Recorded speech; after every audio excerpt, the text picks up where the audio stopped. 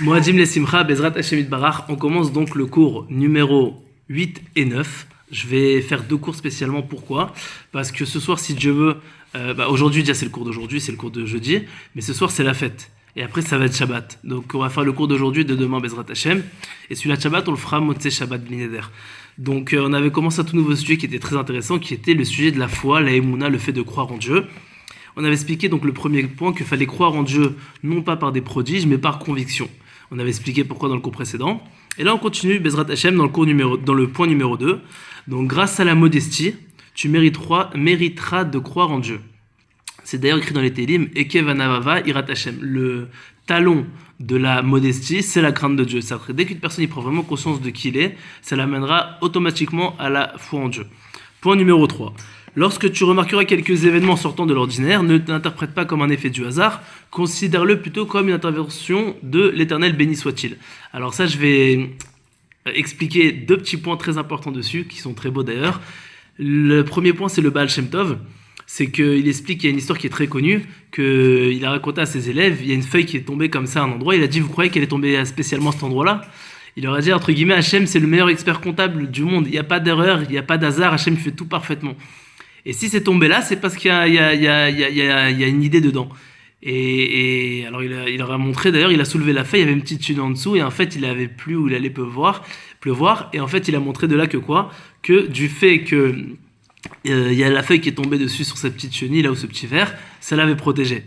Donc, on voit quoi de là ? Que même quand Hachem fait en sorte une simple feuille d'un arbre tombe là et pas ici, même ça, c'est pas par hasard. Alors, évidemment qu'on doit comprendre dans notre vie qu'il n'y a pas d'hasard. D'ailleurs, à Purim, c'est marrant, comment on explique le mot hasard ? Comment ça s'écrit ?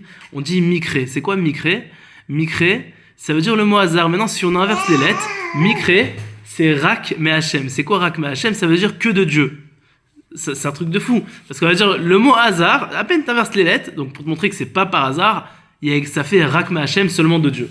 Donc on voit de là qu'en vrai, il n'y a rien par hasard. On continue. Point numéro 4. D'ailleurs, c'est la suite. Certaines choses provoquent de grands dommages dans le monde, ce qui paraît incompréhensible. Si c'est ainsi, pourquoi donc ont-elles été créées ? Sache donc qu'elles possèdent nécessairement un aspect positif. Évidemment, parce que Dieu fait tout pour le bien. Quand il y a des choses, des fois, par exemple, il y a des tsunamis, il y a des tremblements de terre, il y a des morts, il y a des volcans qui explosent, on se dit, mais c'est quoi l'intérêt dans tout ça ? Alors, il faut savoir qu'il n'y a jamais de hasard et que Hachem, il fait tout les tova. Il y a toujours un aspect positif, c'est-à-dire pour le bien. 5. L'individu qui prendra plaisir au discours d'un renégat, même si le propos n'est pas hérétique, en viendra à des réflexions idolâtres. Alors ça, c'est intéressant de constater que Rabbi Nachman, il explique beaucoup ça, que son mérite nous protège, que quand une personne y parle, il transmet son date, il transmet ses idées. Donc si c'est une personne qui est tzaddik, donc tout va bien, même s'il fait un petit Dvar Torah et que c'est pas le meilleur orateur, du fait qu'il transmet, entre guillemets, il transmet son date, mais que c'est un tzaddik, donc il transmet, entre guillemets, de la tzidkout, c'est-à-dire il transmet des choses justes, il transmet du Emet, il transmet de la Torah, il transmet du Chesed, il transmet des bonnes choses. Mais si une personne il est hérétique, c'est-à-dire qu'il ne croit pas en Dieu, il n'a aucune confiance en Dieu, ni rien du tout, donc qu'est-ce qui se passe ? C'est très logique, il transmet, même si entre guillemets, regardez là, ce qu'il dit, il dit même si le propos n'est pas hérétique, ça il va commencer même des fois à te parler de Torah, il va te faire plus de mal qu'autre chose. Étonnant, mais c'est réel, donc faire attention. 5. Donc on a dit ça c'était le 5. 6. Grâce à la foi, l'homme sera apprécié de l'Éternel, béni soit-il, telle la femme de son époux. C'est beau. 7. Celui qui ne prépare pas son cœur en le purifiant ne pourra pas accéder à la foi divine. Il faut à chaque fois essayer ce qu'on appelle de faire cheshbon nefesh, scruter ses actions avant de dormir, comme c'est écrit dans la Mishnah, de faire teshuva un jour avant sa mort. Donc comme on ne sait pas quand on va mourir, il faut faire teshuva chaque soir, essayer de penser à quelle erreur on a fait aujourd'hui, essayer de ne pas les recommencer, et surtout voir les points positifs, essayer de les améliorer, Bezrat Hashem, pour que toujours on puisse évoluer. Point numéro 8. Celui qui a perdu quelques objets aura de toute évidence failli à sa foi.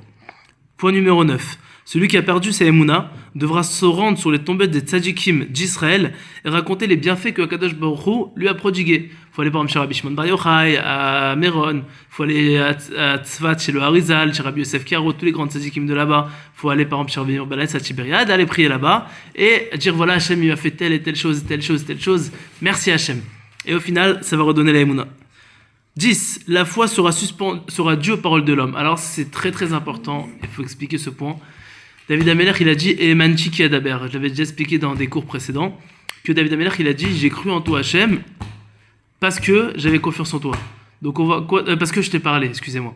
Donc du fait qu'on parle à Dieu, on commence à avoir foi en lui. Donc parler à Dieu, c'est très important. Maintenant, deuxième point, toujours dire des paroles de Emouna et ne jamais dire des paroles hérétiques. Ne jamais dire je vais me convertir à l'islam ou des blagues comme ça, même si des fois ça peut être parfois marrant, parce que malheureusement la bouche, elle crée des choses dans le monde spirituel qui font en sorte que malheureusement la chose elle peut se réaliser. Des fois on crée des anges, etc.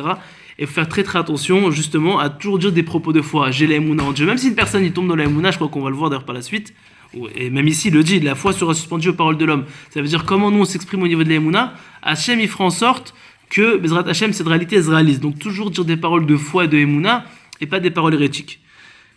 Et on finit sur une très belle chose, Bezrat Hachem.